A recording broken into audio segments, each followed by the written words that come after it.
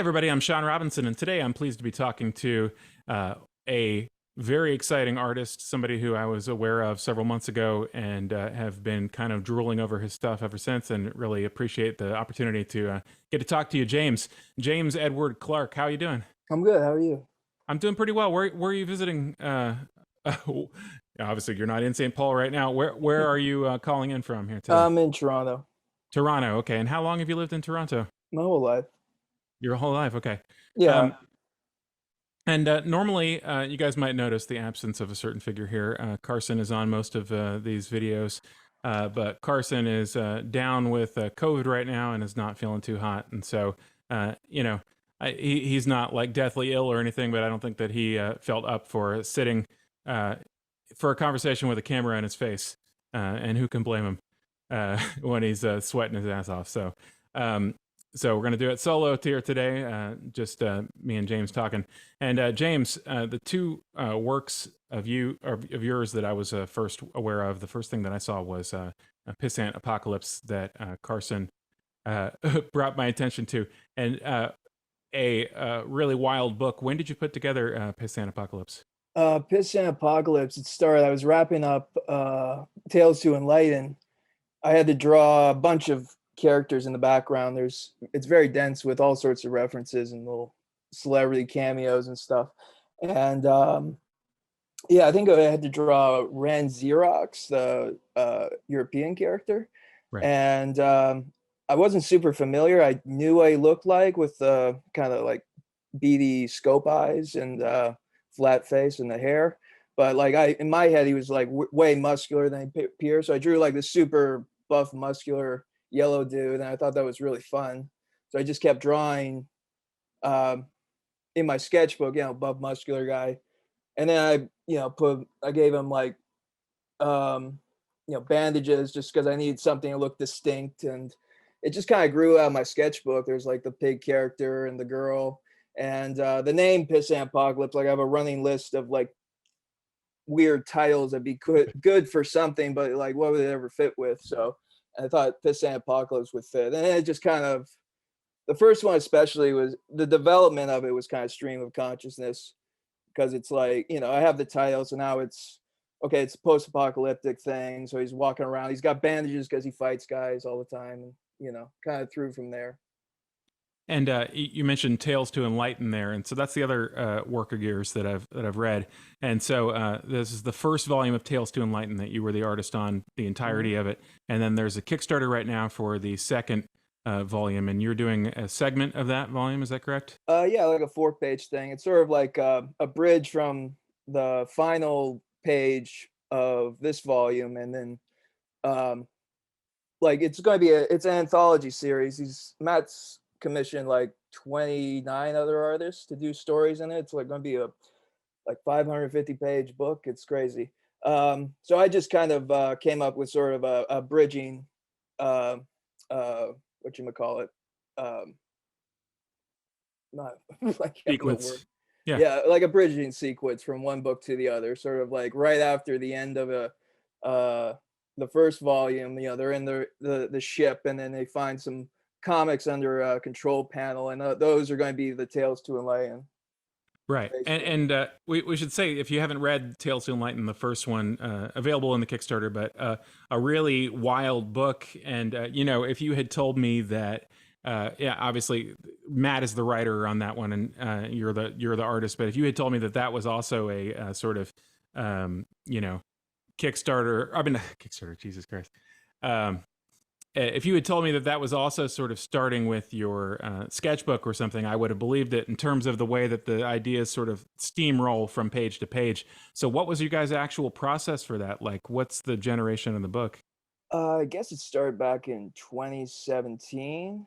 I'd just done my first sort of paid comic thing for a guy. He wanted to do like a little 8-page romance comic, a little zine basically. And then Matt, who had been following my work, and he'd commissioned a couple pieces from me, he saw that and like, oh, if I paid you like a page rate, would you draw something for me? And it started like that. And it was originally supposed to be like a 24-page book, and then I got turned into a 40-page book, and then that got paid. It ended up being like 170 something pages, and it was over 2 year process. But he just kept adding to it and feeding me money, so I kept working on it. Yeah, so you could see some of the development in there where it seems like he's seeing the things that you're responding to in the written word and playing it up as a result of it, like right, like you've got a lot of tremendous amount of flexibility as a visual artist. Like it seems like your anatomical knowledge is really high, and you've got all these like ability to render different styles and basically like lock in a facial feature from character to character. Um, did it seem like he was sort of playing to your strengths as he was writing the extensions? Oh yeah, like it was like what happened was I didn't get like a complete script. He just kind of told me a broad outline of what it was, like uh, you know I don't know why I can't talk today. The clip note version of it, Yeah. and I he told me the very ending with the big reveal at the end. You got this giant sentient penis from Jesus, and it's like based on this snail cartoon from 1950s or something that Matt found and just had this idea, this image of like this being like Jesus's giant dick. And I'm like, oh, it's that kind of book, so I can like do anything basically.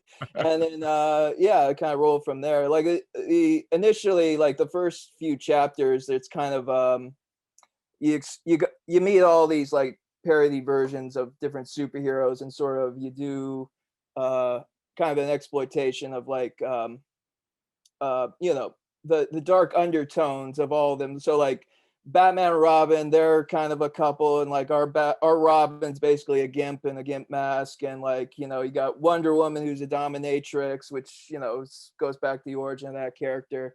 You meet the Fantastic Four, and like you know Namor, our version of Namor, who's like a giant sea monkey guy. He's giving it to the Invisible Woman, which was always something in the subtext of the original Jack Kirby comics and everything.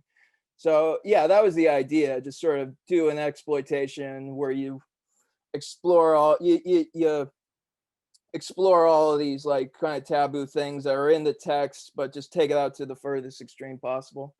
Was sort of the idea, and just have fun with it, and just be as over the top and as outrageous as possible. Yeah, it's got a little flavor of I'm forgetting the name of the little sort of bootleg porno pamphlet style. Tijuana Bibles, yeah. Exactly. It's got a kind of like a modern Tijuana Bible flavor.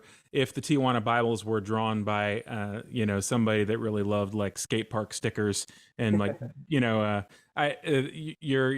visual style, at least in these two books, is super distinctive. Where you're obviously working with a bold brush for the line art, but then you're using a screen color for all the line art, and then have a sort of like a flat color with a texture applique. It kind of looks like the big reference that I had, being the age that I am, which is older than the age that you are, was like roller skate rink. They used to have these machines that would put out stickers with The different, decals. exactly, decal design. Yeah, Um, I've had a few people reach out and like design like modern day decals, try and bring back decals. I've done a few of those. oh, okay, interesting. Okay, Yeah, and yeah, but it it, fits my style, like you say. totally. Well, it's especially like the bold contour line, and then the use of flat color, but then modifying that flat color with the applied textures and stuff. And I mean, you got to be damn fast, given that you're doing these $50 commissions. Yeah, pretty fast, I guess. I think like I just started up going back to figure drawing. My friend Kagan, he has figure drawing sessions. Before the lockdowns, they had it every week, basically, and I went to that for like 10 years. And by the end, I would draw my sketches in the class, and then on the way home, I would work on the bus, and then get home, and I would do full color and post them, and like I could get up to like 6 drawings from an evening. So it's the same sort of mentality, I guess, I have for the sketches, just bang them out as quick as possible. And when you're drawing with the line art stage, are you visualizing the color at all, or is that something that you're approaching as a sort of a design challenge after the fact? I never thought I was very good at Photoshop, so I have more like a couple gimmicks to work around that. And I honestly, like at this point, I feel my stuff looks better flat. Like I've had a few Yeah. people like take my stuff and color it with all this stuff, and it just doesn't look right. So, and yeah, but like flat color, that doesn't look quite right. So then you do all these gimmicks to make it look old and kind of like it was printed and not like just straight from the computer, which I feel works better because I very tactile with my inking and very loose with it for the most part. Yeah. What type of brush are you using? Like a traditional, like I have well, I use like for the finer lines, I have like pilot pens, which I move my stuff around so people can see how I live, and it's just a nice black wall. So all my stuff's over there. I'd grab it for you. But I use like little pilot pens, like .4 pilot pens for the actual like fine lines, and I start with that and go over it, and then I have uh, 2, 3 brushes, a Japanese type brush, sort of thicker brush, and then like a fine, what you call it, Windsor, whatever, Okay. and go in there for the finer lines. But you want that like organic line quality for you get for the brush with the little ones. Hmm. And then yeah, the thick lines like a Japanese brush, which Gotcha. yeah, been using for a while. Like a big old thick squirrel hair sumi-e brush with Yeah, the, I mean, I shaved it down, and it's like a point, but it's relatively thick compared to, yeah, I think most the brushes most people use. yeah, and the sort of like aesthetic quality of it ends up having a sort of almost like a color woodcut look to it Oh because yeah, you're using it looks like almost always you're using a color modified line, like you're reproducing your brush line as a color hold or whatever. yeah. What I do with that is you go in and you to knock out the way of the page. You go in with color range and you select the black line. So now you have all the black lines selected. I do different color layers, usually like a dark red and a black is the most, but then I'll add like a purple, dark blue, depending what the texture I'm rendering is. Really, Right. it really And depends on drawing. and is it just something that you've sort of worked to that procedure over time as Yeah, I think it opposed just looks nice. I kind of like the look of it. yeah. Like I like like flesh tones are usually red, so like that's because in my mind, it's flesh is warmer than like a surface would be, so like the red suits it. It makes the figures look more vivid on the page, I feel. We talked to Jim Woodring last week. I don't think it's up Oh, cool. yet right now. I While haven't you seen that one. okay, but so Carson and I talked to Jim Woodring, and one of the things I really wanted to ask him was similar to you in this respect, hence connecting these things together. He's got such a distinctive style, and basically what I was trying to ask him in like 5 different ways is like, did you do that because that's what you like to do? Or did you do that because that's what you needed to see? And it seemed like he's just sort of like that's the thing that seems like it suits him in the Yeah, particular thing that kind he's of doing. comes natural, like just that process, and like I draw all the time, all day, and it's just like a fun zen sort of thing for me, and I don't really, it's like a nice stress-free sort of thing, and I do it all day. So, and Yeah, yeah, it just kind of came away. That's like my process.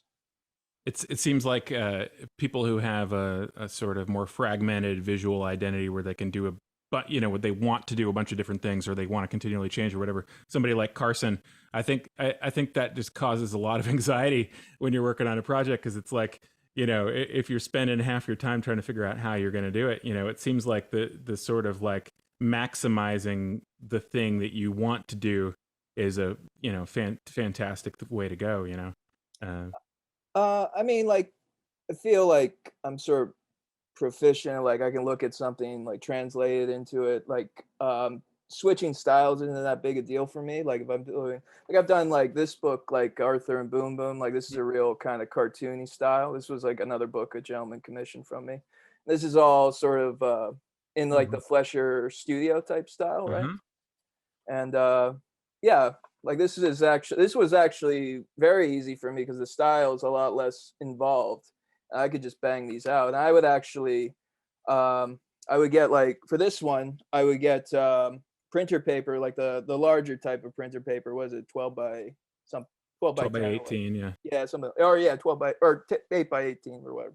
Yeah. and I would just sketch out the characters, and I would scan it in like with a ballpoint pen. I would do like a red ballpoint pen, and I would go over my Pilot pen with a nice black line, and I would scan that in like super loose and like sketchy line, and I would scan that in, and then I would compose the panels in the boxes, and then print that out blue line, and then re-ink it like real small and real thing. And Okay. yeah, that this one went pretty fast. Like I banged it out in a couple of weeks, really. Well, that's But fantastic. yeah, That's it's really interesting to see, how proficient you are at that. So you have, I mean, if I had to guess, you've been drawing for since you were little. Were you the kid in class who would draw anything for somebody else, or oh somebody yeah, got in oh yeah, trouble for it, or oh yeah, yeah. People would ask me, "Oh, I gotta do this drawing. Can you draw like a soccer player kicking a ball?" And I remember that one.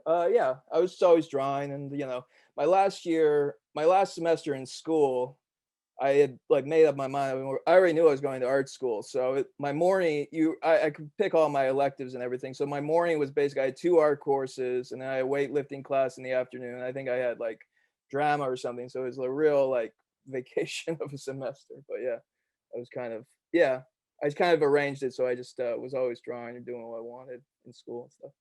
how do you remember? What was your earliest drawing memory that you have? Like, do you remember like real little, like 3 years old, 4 years Oh old, yeah, 5 years old? I got like pictures of me like with little like 4 or 5. I got a little notebook and drawing stuff, and like I remember having a closet full of sketches that my parents would buy me like yellow printer paper, like 1,000 sheets of it, because I like to draw, which for like my birthday or something like here, and I would go through that in a few months, and like yeah, just always drawing and stuff, working on it. It almost seems like there's a period in time, especially younger, where there's this sort of societal reward, or people were like, "Oh, it's the drawing kid," and that they like it's a positive thing for the most part, and they give it. Yeah, I had a terrible time learning how to read and write and stuff. So when I was very young, so drawing was like a way to express myself, and I like telling stories and stuff. So like I had problems. I still have. I'm still like fairly dyslexic and can't. Like I'll write something. I'll go back and read it like just gibberish. Like how what was I doing? Um, so yeah, so telling stories would have been trouble. So I figured I think I locked on to drawing because I could tell drawings with picture or stories with pictures, basically. Right. Kind of my And sorry, go. it as far as it seems like there's always a turning point with that, where people, all of a sudden, like, drawing all day is not as acceptable to people. You get to like this, like, middle school, high school age, and you know if you're the person doodling during math class, you're the person who's getting called after class for it's I just never like. really got much shit for drawing. I always got fairly positive. Like I was like, if I look at my stuff from seventh grade, I would thought it was terrible now, but like for seventh grader, it was advanced. So people were always kind of impressed with it. So it was something I was good at. So I just kind of followed that to basically the end. Yeah. You know. Uh, do you have another, as far as the, projects beyond, the Tales to Enlighten #2, the Kickstarter that's running right now? What do you think is your, next on your plate? I mean, I know that you're doing a lot of commissions and things like that. Well, I got to finish Pissant, which will be 5 parts. I'm working on part 4 right now. And after that, I actually completed, I have a whole nother book that I finished. It was my first book that I actually made called Evil. I printed 3 issues in the original run. And then I got caught up with Tales to Enlighten. I actually finished it. I did like a first draft of it, and then I got caught up doing work for other people. And actually, like lockdown, like as soon as I finished, I was sending like Matt the final Photoshop files like over the cloud as they were locking down everything on the news. So then I actually went back because I had like over 100 pages of material like no one had seen from this book that I had done, and it was what I'd been most known for years. I'd won awards for it and stuff, and no one had seen the ending, which is like the first volume ends a cliffhanger. But I went back and started just posting the pages like backwards to the beginning at the start of lockdowns. It took me like a year and some change to go through it all. I actually reworked huge portions of it. So I have a whole nother book. Like once I get Pissant Apocalypse done and printed, that's I gotta do a Kickstarter for Evil, and then I gotta do volume 2 of Evil. So it's I'm booked up for the next few years, I think. Just doing that, I think. That's got to be a good feeling. Well, it's it's what's coming up. It's good to get like stuff done and to like have it printed and on your shelf, and then uh you know, and then got to keep adding to it and get making more. Right. Yeah. And Evil, it looked like the first issue came out of that like a long time ago, right? Like 2010 or something like that. I think 2012, 2013, a long 2012. Yeah. time ago. Like I was working in a factory at the same time I was doing those issues, so everything was a lot slower. Right. And I was figuring it all out as I went. Like that was my figuring out like um, how to make everything work because I didn't want to work with other people, so I had to do lettering myself. I had to do coloring myself, and that slowed things out. Now I have it all down and I can like bang it out super quick. But there's a learning curve trying to figure it all out and work a job and have a relationship and all that at the same time. So I got 3 issues done, and then I think I got laid off and had a long-term relationship, and I just like I'm just gonna finish this book I've been working on forever, and then spent a few months doing that, and then as soon as I finished it, people started giving me money to draw their stuff. So Right. and then I did Tales to Enlighten. I was actually like Toronto's an expensive place to live, and like I was gonna not give up, but like I need to move. I was thinking moving out east to Halifax where my brother is and stuff, and like probably I was like looking at like I'm probably going to need to like wash dishes or clean houses or something, and just kind of put the art on the back burner for a while. And then they locked down the economy for 2 years, so I don't know why God would care if I quit comics or not, but apparently I'm not allowed to quit. So all right, fine. uh is the Toronto like local scene, is there a scene, is there like a personal James Edward Clark scene? Like, do you have Yeah, people that there's you a hang out scene. with locally? There's like a lot of comic pros come from Toronto. Like Kagan, I mentioned Kagan, who does the life drawing sessions. He's done. I think he's working with Chip Zardowski right now Okay. on a Substack project. I think they had a project come out in Image, and now they're kind of doing the second volume through their Substack and kickstarting like a printing of it and all that. Mike Del Mundo's from Toronto. A lot of artists. Like I got friends of mine who work for uh, indie publishers, Marvel, DC, stuff Mhm. like that. I came up with Adam Gorham, Michael Walsh, blank on people's names now.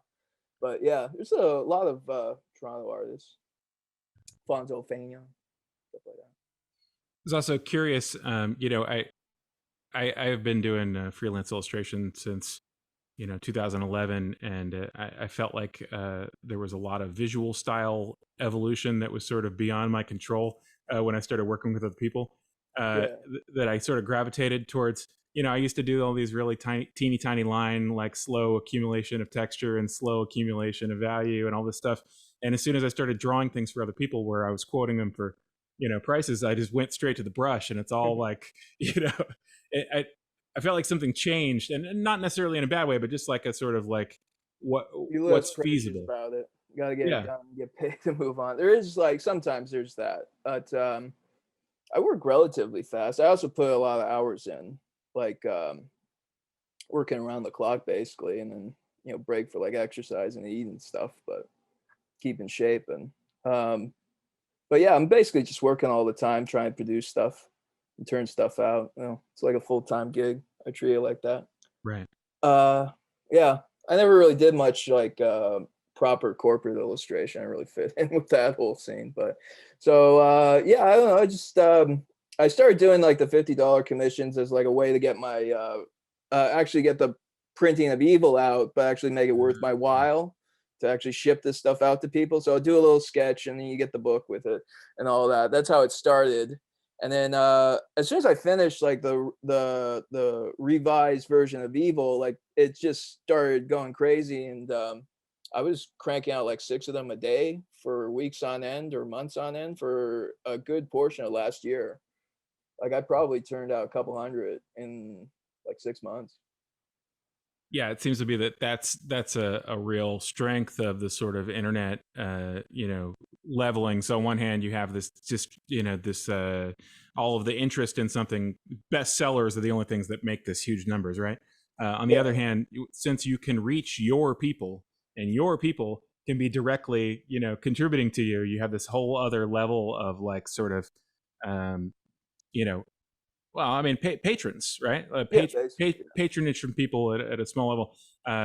Like somebody like Rich Gilbert is like a musician who, is like a studio musician or whatever. And there's no money in studio musicians anymore, but he can play on people's records, personally Mm. because he's insanely prolific. And, like you, he can just sit down and do the thing. And he's like directly reaching people, and he might play on, 4 or 5 people's songs a day, and so Yeah. that sort of levels out the scale that you have to have in order to do it. Yeah, like I can sell relatively low amount of like copies of my books, but because I'm charging like $50, I only need to sell a couple hundred, couple thousand Right. to make like Yeah. I'm making like decent money now, but like for Toronto standards, not decent money, but it's better than I was doing before. Like I got money in the bank now. It's kind of a weird feeling because being Yeah. poor for so long, just doing this stuff, sort of stuff. Well, you've got a fantastic style, and I think that the your sort of public facing style, the thing that you're working in right now, is super super distinct, and also probably less easily copyable by robots, Yeah. which is Yeah. I've been talking to I talked to Carson online about AI back and forth, and it's like I feel like people are just like I feel like a lot of people just coming up to me like a machine made this. Can you believe it? And I'm like, yeah, that's actually exactly what I would expect a machine artwork by a machine to look like. Exactly. Um, yeah, there's a real like some of it's cool. Like I subscribed to like the one account yesterday because they were posting a lot of cool like AI stuff. And there's definitely like an uncanny valley type thing going on. A lot of it, like even the stuff that looks lighter, is still got kind of a creepy air to it. And like I think it's good for concept art. I think like if I was a concept artist, I might be worried, but I don't think it's going to be good for sequentials because it's as far as I can tell, like what it actually is sort of like a photo collage thing. It's like goes into like Google image search and like every photo's got these tags on it, so like it cross reference what you wrote with like all the pictures with the tags and sort of mashes them together. And I think like even if it gets good with like doing figures where it's not all like crazy body horror, it's still going to look very stiff. Just the process of like taking photos, chopping them up, putting them in the position you want, and then putting a bunch of filters on it to make it look like a painting.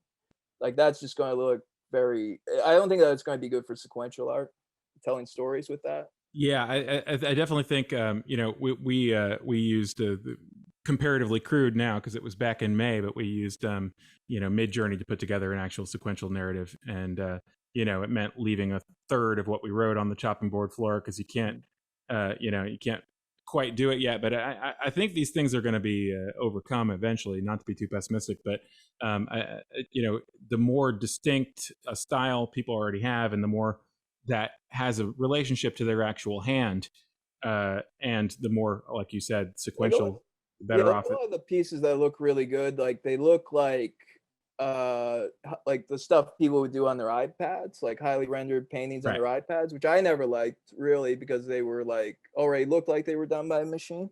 Right.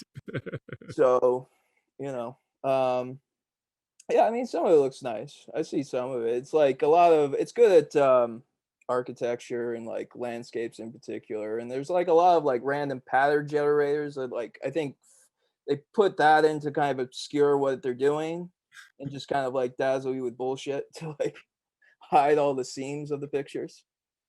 Like some of it's cool. Like it's a lot of like post-apocalyptic creepy wasteland stuff and like yeah, Right. scary dolls and Wait, you saying somebody in the tech industry is going to try to dazzle me with bullshit? I don't. yeah, it's weird. Yeah. This doesn't sound familiar to me. I don't really No, identify with that. they No. sound like they're such upright citizens and like above board all the time.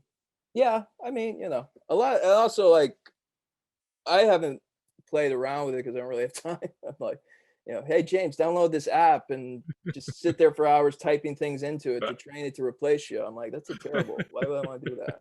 No, no.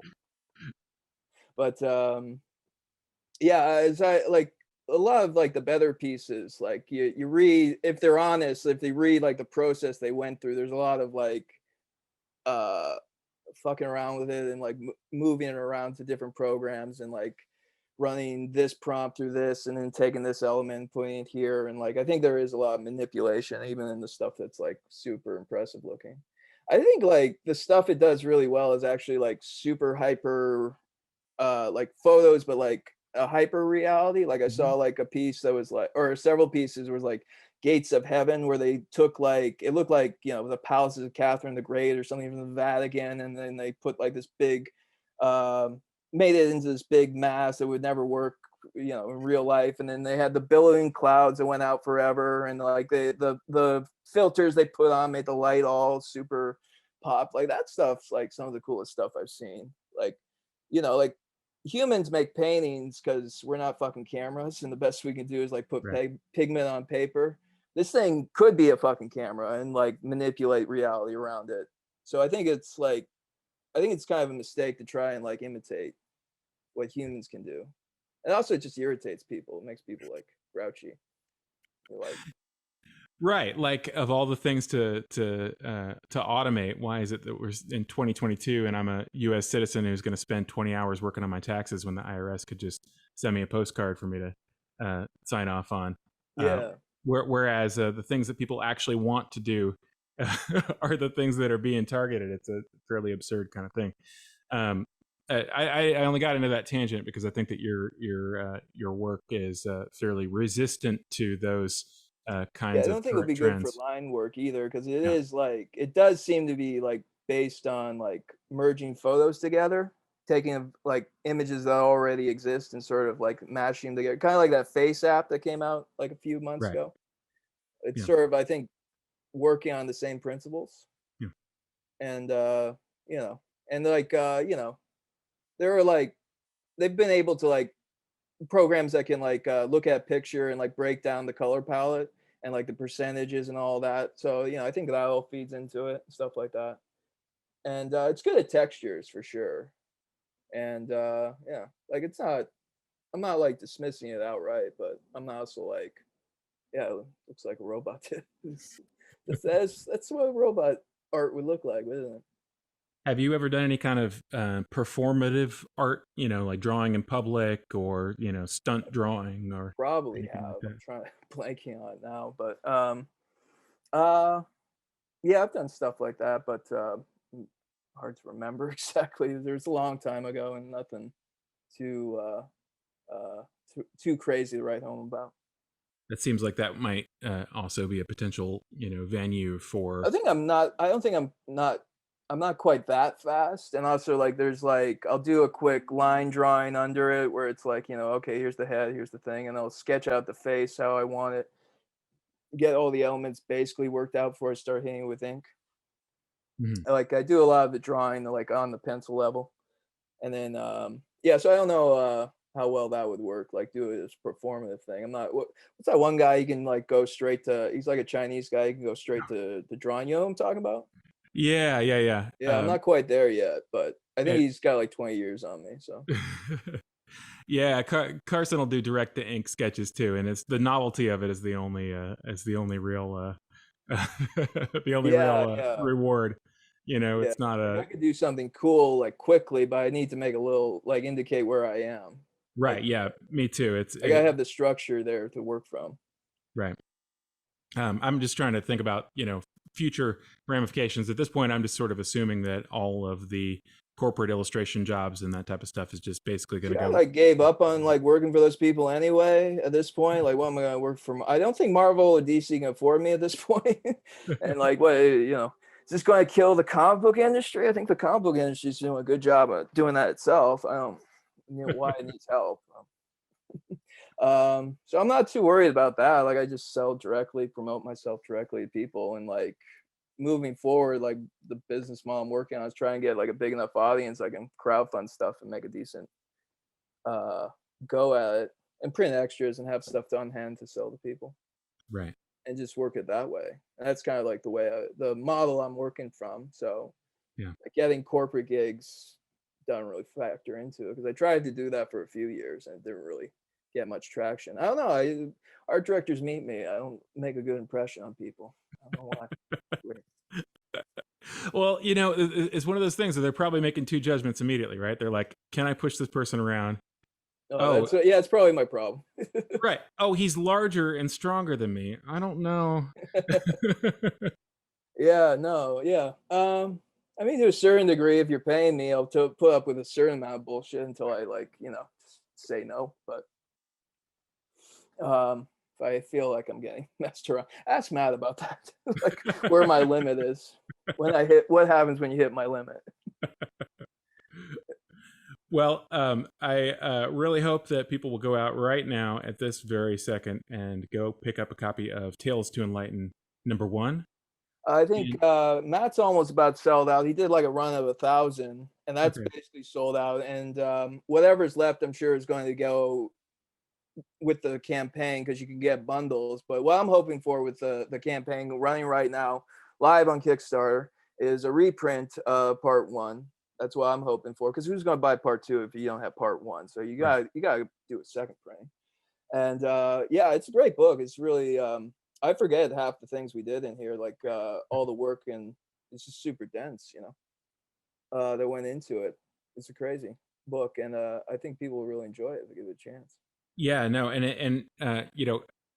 Carson and I are both fairly picky about different types of things that maybe unreasonable expectations, but are almost never met by other books in terms of like just design things and stuff like that. And this is a phenomenally designed and put together book, and you guys just really hit all of the like there's phony ads throughout the entire thing. I got to like I did some of the ads, but I gotta give a shout out to Matt's brother who did a lot of the graphic design elements and Ah, sort of the more like all this stuff's Matt's brother, like all the yeah, back matter.